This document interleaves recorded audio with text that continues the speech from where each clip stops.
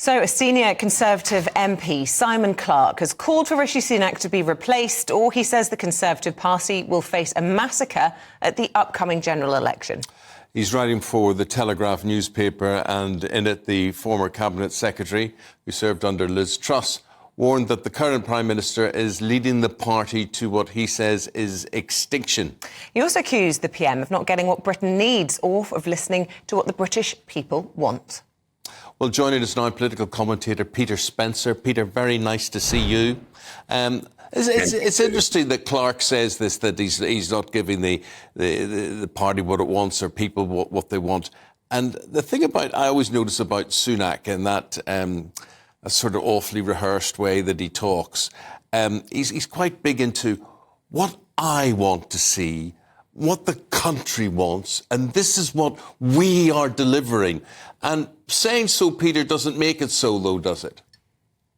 It certainly does not. I mean, if we look at Simon Clarke's critique, shall we say, when I first read this, however, and I did think, you're having a laugh, me, old China. I mean, because it is pure la-la land to suggest that you have your fifth Tory leader in 5 years, most of whom have not, in the case of most of them, the electorate has had no say whatever as to who should be Prime Minister.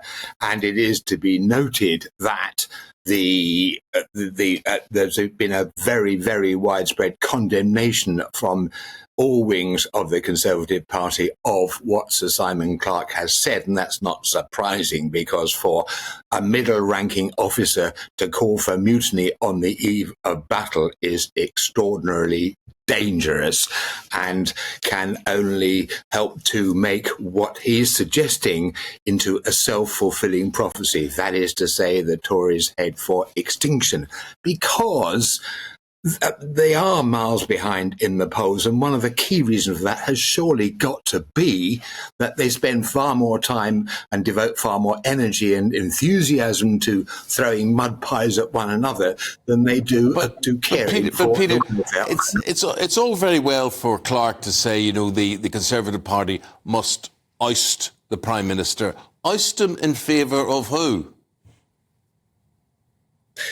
Very, very good question. I mean, most certainly there are several figures on the right of the Tory party who are already on manoeuvres for a leadership contest after the Tories have lost the upcoming election. Oh, well, I mean, you know, there's Priti Patel, there's a whole range of them. We know this. But the point is that I note that Priti Patel, by the way, has also condemned what Sir Simon Clarke has said. And in fact, they've been talking about him being a one-man kamikaze squad. And all that said, I mean, he has some truth in what he says. There is no question that Rishi Sunak has not cut through with the voters. When he first became the Prime Minister, his poll rating was way above that of his party.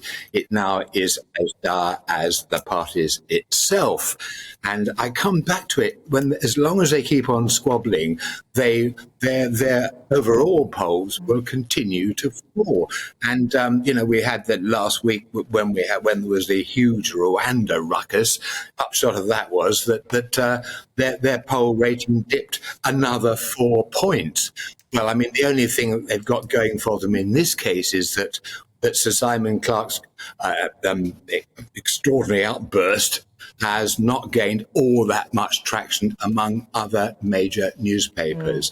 We're bringing it up, but I think it'll die relatively quickly, because it is, frankly, it's just too silly. Yeah, but I mean, there were rumours last night that there might even be a cabinet resignation, that someone that's sitting around the table yesterday during the cabinet meeting would, in the next few days or indeed the next month or so, there's a by-election coming up, isn't there, possibly resign. And how destabilising do you think all of this is, not only to the Premiership of the Prime Minister, but him just being able to focus on the matters in hand? You know, it's a huge distraction, isn't it?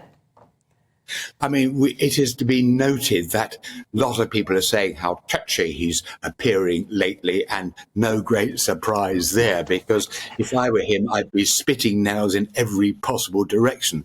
I mean, look, what's going on here? We've got this Britain taking part in military exercises in the Middle East, and sort of shooting at Houthis, and he's got stuff on his mind, and to be worrying about the mutiny sort of behind him is sort of most certainly it is a huge distraction for him and must be incredibly annoying. Okay, well, thanks for annoying us with all of that analysis this morning, Peter. Very, very good. It'll get right. So it's in the Telegraph, as you say, not in the other major newspapers today. We'll see if that changes in terms of who's covering this as the morning goes on. For the moment, thank you very much indeed.